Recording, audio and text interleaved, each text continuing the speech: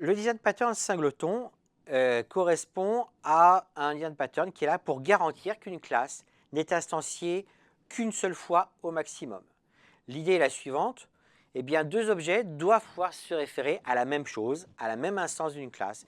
Et on va être sûr que, eh bien, il y aura effectivement qu'une seule instance de cette classe qui sera créée.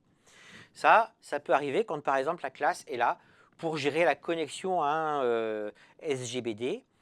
Eh bien, on va dire à cette classe, tu crées la connexion, et donc, évidemment, on ne va pas s'amuser à recréer une connexion à chaque fois. Donc, c'est la seule instance de cette classe qui se chargera de la connexion. Et si on ne veut pas avoir plusieurs connexions en même temps, il faut bien garantir qu'on n'a qu'une seule instance de cette classe. Alors, il y a une solution simple pour ce design pattern qui est la suivante. Donc, à gauche, vous avez la version XML, à droite, la version Java. On va s'intéresser directement à la version Java. Donc, l'idée est la suivante. Notre classe, dont on veut qu'une seule instance, là, on l'appelle singleton. Elle encapsule un certain nombre de données qu'on a ici résumées avec une variable d'instance de type données. Et eh bien, ce qu'on va faire, c'est que comme on veut contrôler qu'il n'y a qu'une seule instance de cette classe qui est créée, eh bien, le constructeur de la classe, on va le mettre en private. C'est ce qu'on a observé ici, là, le constructeur singleton, il est bien private. Donc, du coup, on ne pourra pas créer d'instance de cette classe à l'extérieur de la classe. Maintenant, il faut bien pouvoir quand même créer une instance, donc on va le faire dans la classe. On ne peut évidemment pas le faire dans une méthode d'instance, parce que pour ça, il faudrait déjà avoir une instance créée. Donc, on va le faire mais dans une méthode de classe. Et c'est le rôle de la méthode getInstance qui est en dessous. Cette méthode-là, c'est elle qui va faire appel au constructeur singleton. Comme on dit dans la classe, elle a le droit de le faire. Et elle va renvoyer l'instance créée. Et ce qu'on va faire, c'est que cette nouvelle instance, la première fois qu'on la crée, eh bien, on va la stocker dans une variable de classe, qui est la variable qu'on a appelée instance.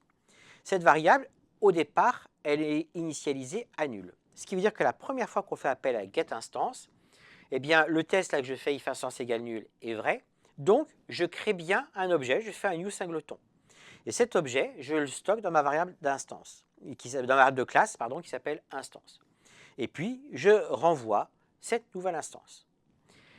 Les fois d'après, quand je vais faire appel à getInstance, eh bien, instance, cette fois-ci, n'est plus nul, puisque dès la première fois, j'avais stocké la nouvelle instance que j'ai créée. Du coup, je ne rentre pas dans le corps du if, et je passe directement au return. Donc, je renvoie l'instance que j'avais créée la première fois.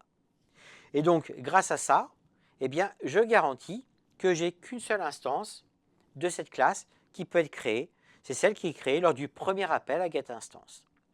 Alors, ça garantit l'unicité de l'instance. Eh bien, en fait, pas tout à fait. Ça ne garantit cette unicité-là que si je n'ai pas plusieurs threads qui appellent getInstance en même temps.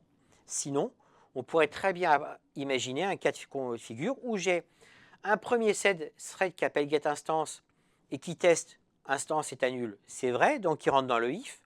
À ce moment-là, un deuxième thread arrive et appelle getInstance, c'est pareil, il teste instance est à nul, donc il rentre dans le if.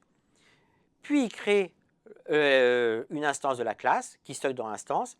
Et à ce moment-là, le premier thread reprend la main. Il était dans le if, donc il crée une deuxième instance de la classe qui stocke dans la variable instance en écrasant l'autre valeur qui vient d'être créée. Mais au final, j'ai bien créé deux instances de ma classe singleton.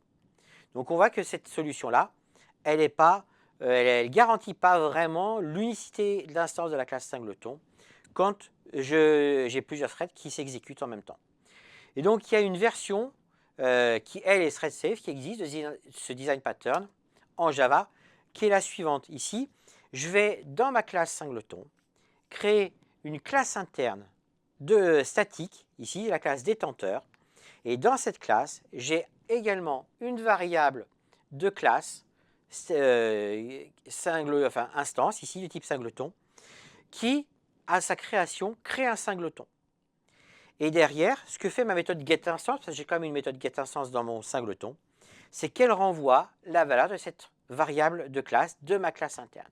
Alors pourquoi ça marche? Eh bien, tout simplement parce que la machine virtuelle Java garantit d'être synchronisée lorsqu'elle exécute le code associé à l'initialisation des variables d'une classe interne. Et donc, en fait, c'est la machine virtuelle Java qui me met des verrous autour du new singleton qui est fait dans ma classe détenteur. Donc là, je reste avec le fait que mon singleton n'est créé que quand j'ai fait vraiment appel à la classe, mais je suis de manière sûre thread safe.